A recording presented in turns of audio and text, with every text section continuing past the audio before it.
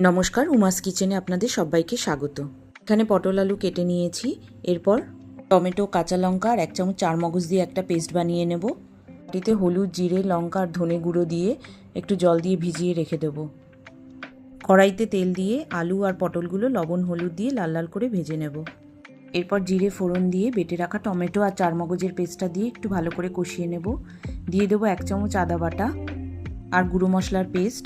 মশলাগুলো ভালো করে কষে গেলে সামান্য পরিমাণ লবণ দিয়ে ভেজে রাখা আলু আর পটলগুলো দিয়ে ভালো করে কষিয়ে নেব। কষানো হয়ে গেলে পরিমাণ মতো জল দিয়ে আলু পটলগুলো সেদ্ধ করে নেব। ঝোলটা ভালো করে ফুটে গেলে ঘি, গরম মশলা আর স্বাদ মতো চিনি দিয়ে নামিয়ে দেব। রেডি আজকের রেসিপি পটল আলুর ডালনা। এটি সম্পূর্ণ একটি নিরামিষ রেসিপি। রান্নাটি যদি আপনাদের ভালো লেগে থাকে অবশ্যই একটা লাইক করে দেবেন। ধন্যবাদ।